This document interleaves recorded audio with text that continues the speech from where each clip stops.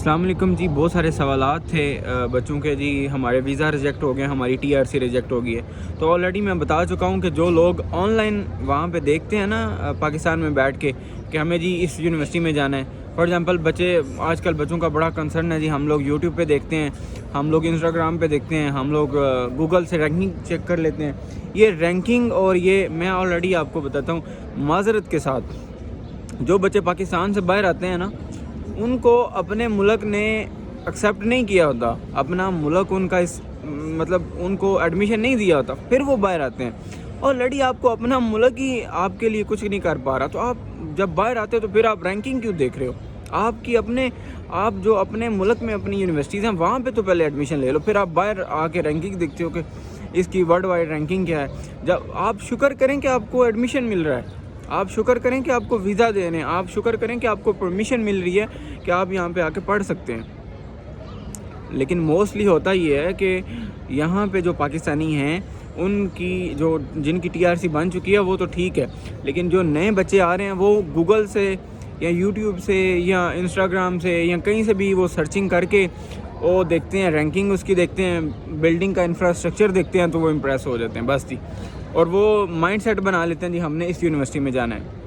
اب کتنے پاکستانی بلڈنگ کی وجہ سے، رینکنگ کی وجہ سے اور اس جو ہے نا انفراسٹرکچر کی وجہ سے انسپائر ہو کے یا اٹریکٹ ہو کے اس یونیورسٹی میں اپلائی کر چکے ہیں اور سال کی فیسز دے چکے ہیں، دونوں سیمیسٹرز کی، ایک سال کا ہاسٹل بک کر سکتے ہیں اور کم از کم $10,000 یعنی پاکستانی 30 لاکھ روپیہ انویسٹ کر چکے ہیں. ٹھیک ہے. اور جو بچے تو آن ارائیول آئے ہیں یہاں پہ ان کے پاس تو جو ہے نا وہ ان کے پاس TRC نہیں بن رہی ہے، ریجیکٹ ہو جاتی ہے.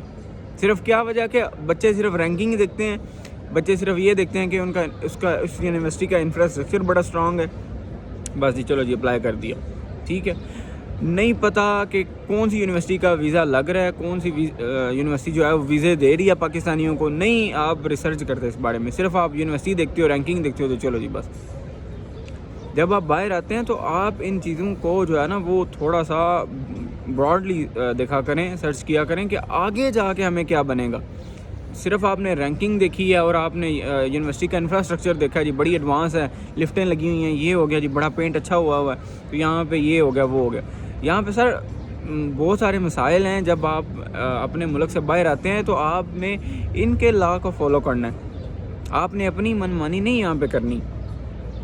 اب ٹو بی آنیسٹ مجھے کوئی 5-6 کالز آ چکی ہیں، پاکستانی بچے ہیں آن ارائیول ویزا پہ آئے ہیں، TRC ریجیکٹ ہو گئی ہے اور ان کے تقریباً ایک سال کی فیس بھی وہ دے چکے ہیں، ایک سال کا ہاسٹل بھی وہ دے چکے ہیں. اور ایک سال کا ہاسٹل $3,000 بنتا ہے، 10 لاکھ روپیہ وہ ضائع. ٹھیک ہے. اس کے بعد $6,000 جو ہے وہ فیس بنتی ہے، 18 لاکھ روپیہ وہ ضائع، یعنی آلموسٹ 30 لاکھ روپیہ وہ ضائع کر چکے ہیں. اب کوئی حل نہیں ہے اس کا.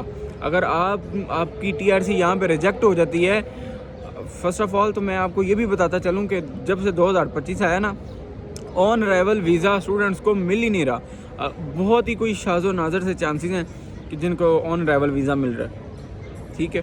اور دوسری بات یہ کہ جو بچے ایسی یونیورسٹیز میں جن کے یونیورسٹی اور گورنمنٹ کے معاملات ٹھیک نہیں ہیں، ان کے لیے یہ بڑی خطرے کی بات ہے. جن لوگوں نے پیسے انویسٹ آلریڈی کر دی ہے نا وہاں پہ، تو وہ پاسبل ہی نہیں ہے کہ ان کا ویزا ان کو ملے یا ان کی TRC ان کو ملے.